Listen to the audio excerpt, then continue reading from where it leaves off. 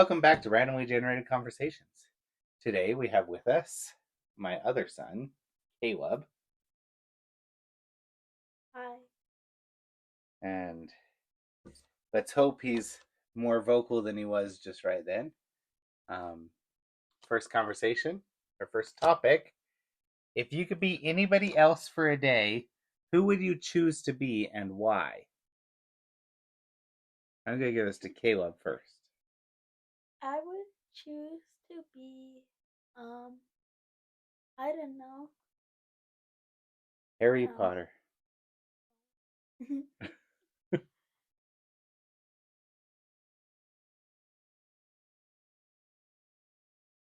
Bastion? I probably would choose to be like, let's see. Either like a character from a book, because I want to see like their experience. Like how it would be to experience what they were going through instead of having to imagine it. That would be cool. So, what book in particular? I do not know, but just some book. Because there's a lot that would be pretty cool to experience, like what's going on and stuff like that. At least for a day, maybe. And like, so a day would probably be a chapter or more than a chapter, depending on the type of book. Yeah, I mean, some books, the whole book is one day. Others, a chapter can encompass much more time than that. Like Harry Potter. Like Harry Potter. You wouldn't be Harry Potter. If you could be somebody for a day, it would be Voldemort. No. Or He Who Shall Not Be Named. Sorry, I guess we shouldn't use that name on the air. No. I like Bastion's idea, though, of being a character from a book. What book? Dogman? No. Harry Potter. Who would you want to be? Dumbledore? In the end of... Wait.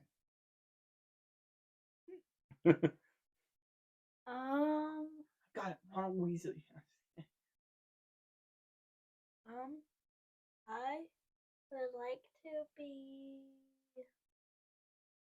Sirius Black. I don't know. You can go before me. If I could be somebody for a day, I would be a baby. So I could sleep all day. That's what I was thinking before a book. But do we get to keep our That's what I was gonna thoughts say. and knowledge when we go in there?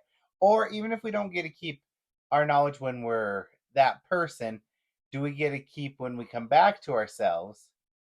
So I could finally solve the lifelong question of what do babies think about.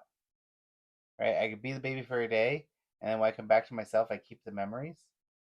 That'd be crazy. And I can be like, oh yeah, this is what babies think about. They know the meaning of the universe. Meaning of life, everything, something else. 42. 42. Thanks, or goodbye, and thanks for all the fish. So long and thanks for all the fish. So long and thanks for all the fish. Okay, thank you. It's been a while since I've seen that. Yeah. Did you think of your character? Probably not in Harry Potter. Let's be kind of a crazy time. Stop. Gollum. Gollum. From Lord of the Rings. Oh. No. He'll be a dolphin from Hitchhiker's Guide to the Galaxy. Yeah. People can't see you nod, Caleb. All right, moving on. Go to, how do you feel when someone thinks you are wrong? I'm going to start with that one because I happen to have a son who shall not be named that is consistently trying to correct me even when I'm right. And so I'll say something, they'll be like, actually, da da da da. And then I'm like, well, actually, no, that's not the case. And if you listen to what I said, you would know that you are wrong and not me. I don't know which son you're talking about. I think it's Caleb. No. It's a son that's not Caleb. The solar system one? I'm I guilty. got my character. Okay, let's take a step back. Let's go to the character. What Sorry. character? Ron. Ron? I don't know why. He already said that. Yeah, I don't know why. Just anyone. Just Ron. Yeah. Just Ron. Okay. All right, Caleb. How do you feel when someone thinks you're wrong? Because I don't think that was a good choice to choose Ron. How does that make you feel? Bad. Do you ever have times that people think you're wrong, but you're actually not? Yeah. Then you have those times where you think you're wrong, and well, they think you're wrong, but you're not, and then you start following what they think is right. So you're like, oh yeah, so this is this, and then the other people that knew what you thought was right is like, what are you talking about? And then you tell them that they're wrong, and they're like, wait, maybe I am, so they join. Yeah. And then you convince everybody to the wrong side. Yes. Because it's like you were convinced. Star Wars plot. I'm just kidding. There is the wrong side and the dark side, but okay, so you're talking about that, but how does it make you feel when somebody thinks you're wrong? Whether you're wrong or not. It makes me feel like I should research and see, hey, maybe I am right. And try to prove it to them the next day. So you have that.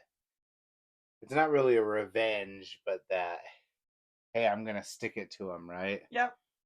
Like a sticky note that says kick me. And then if you research it and realize you're wrong, then you just kind of let it float away and never bring it up again, right? Yep.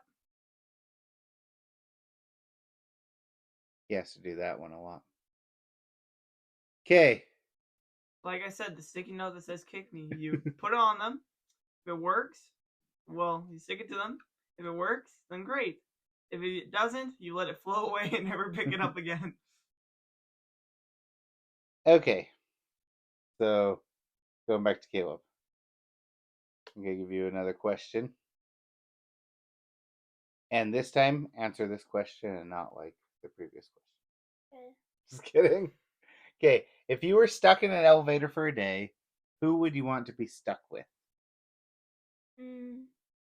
Okay, well, if you want to be Ron, you would be saying Hermione Granger. No, definitely not.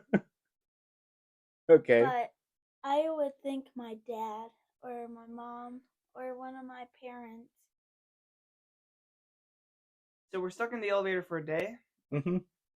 I need somebody that's not going to drive me insane. So I have to think of someone.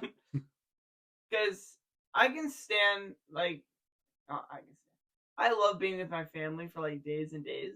And when we had COVID, we had to be with our families for days and days. True.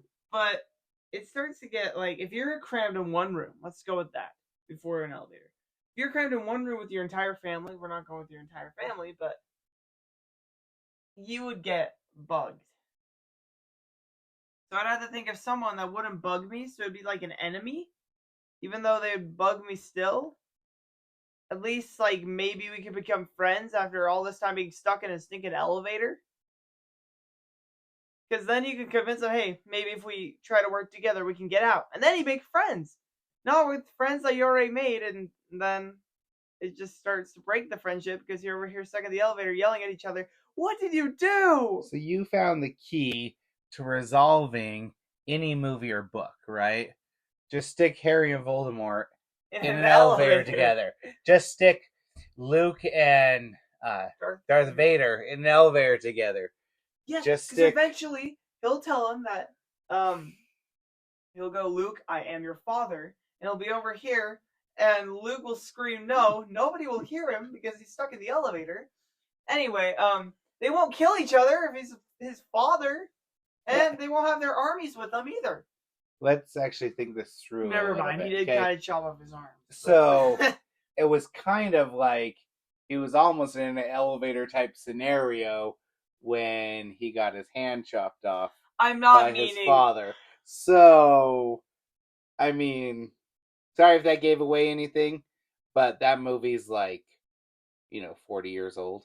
So, if you haven't seen it Same yet, age? I'm pretty sure there's other things that have been given away more than that. That's true. No, but like an enemy that I can tolerate, like a tolerable enemy. Not one of like my biggest enemies. Because if it was the biggest enemy, we'd probably be fist fighting and then. Do you even have an enemy? I may have like one person. So, question. Sorry, here's a quick tangent, and then I have to go back for clarification on Caleb's answer. What is the difference between an enemy and a nemesis? And a nemesis is a person that you probably like. Let's go into the ways of Dr. Doofenshmirtz and Perry the Platypus. Okay. Dr. Doofenshmirtz and Perry the Platypus. Perry the Platypus is sent, not exactly sent, but like sent to thwart his plans. Mm-hmm. So like, okay, I see him on a daily basis. I see this person on a daily basis. They're here to like thwart whatever I'm trying to do, even if it's a good thing I'm trying to do. So that's like a sort of nemesis. Like, okay, this person's just trying to get in my way. They were probably trying to do something like that. And then I see them on a daily basis, something like that. An enemy is, okay, you'll see them every now and then. And it's like, okay, this person is very rude and stuff like that. Okay, they're not kind to be around, and then they'll come and bug you, but it's not every day. You don't see them every day. You might see them like once or twice. So that's like an enemy. So that's the dictionary definition of an enemy and a nemesis. So don't go check it up in the dictionary. Because if you tell me I'm wrong, because if you tell me he's wrong, he will try to find a way to prove he's and I'll right. stick it back to you.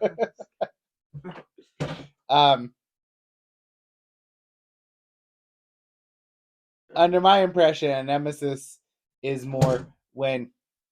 Sorry, just dropped something. A nemesis is more when you're like fighting to like better each other, not like to make each other better, but like to best each other. You used Perry the Platypus and Dr. Doofenshmirtz. I don't think they were enemies. No, they were nemesis. Right? But they were nemesis. Yes, one was evil and one was good, but they would always try to, best each other. That's true. I don't really think Dr. Doofenshmirtz was doing good at besting Perry the Platypus. I don't think he was doing good at being evil either. Yeah, that's right? the reason why, like, never mind. I'm not going to explain. I'm not going to say anything about What is evil? Wanting to rule an area is not inherently evil, right? And if you look at how his brother treated him, his brother technically could have been evil in his eyes, in Doofenshmirtz's eyes. Well, Heinz Doofenshmirtz, because his brother was also Doofenshmirtz. Anyway, we're not going to go into the psychology of Dr. Doofenshmirtz here, but I don't think he was truly evil. Okay, Caleb. Back to being in an elevator with your parents. Why would you choose to be in an elevator with your parents? Well, I was thinking either my parents or with another thing that Bastian said, not my enemy. Just like if I went to a place with my friend and then we got stuck in an elevator, then my friend finds way to entertain me a lot. So, yeah. And my parents are who I really love, and yeah. Okay. Do we entertain you? Yeah. Yeah, that's good to know. My jokes are not for nothing. If I had to be stuck in an elevator with someone, maybe Hermione Granger. Just kidding. Just kidding. If I had to be stuck in an elevator with someone, I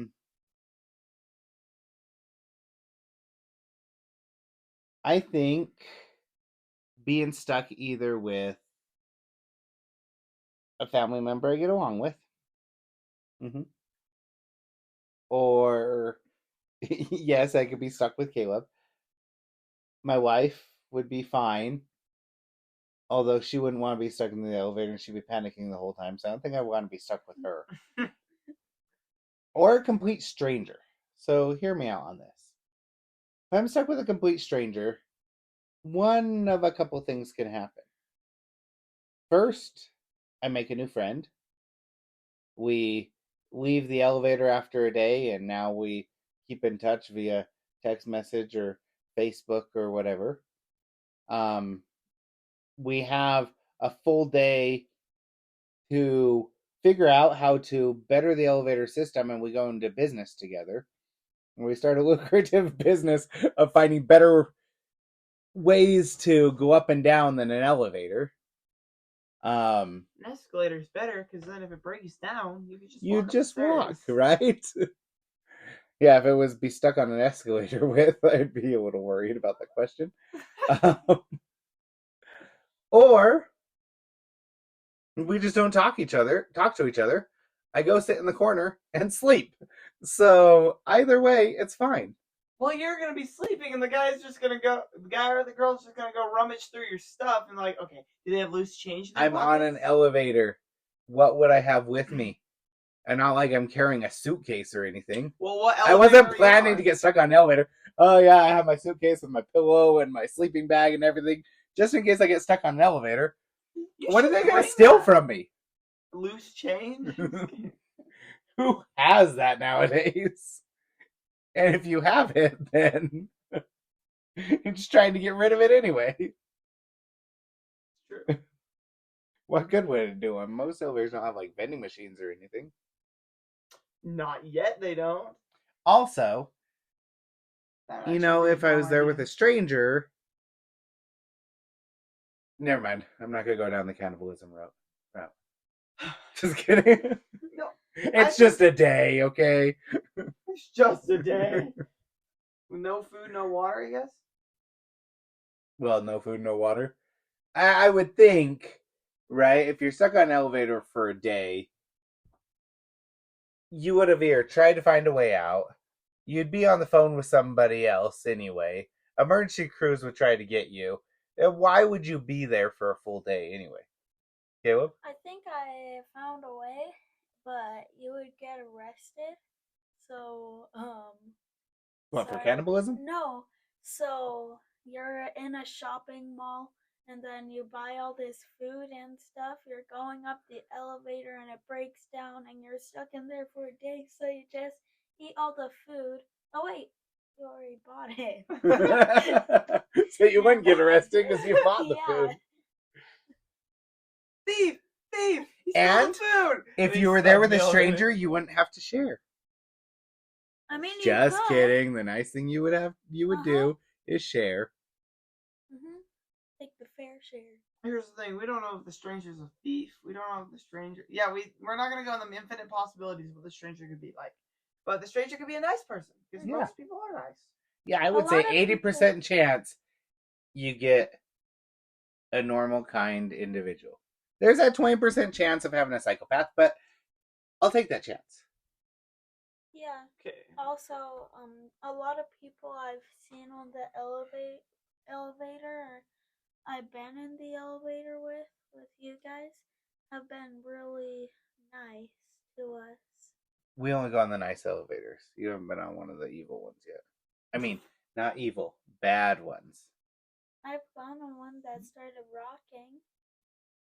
Oh. I was on an elevator in a really tall building where I used to work.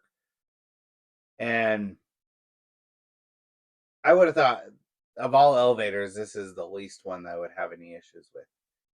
And I was going up. It's the first time I've had an elevator.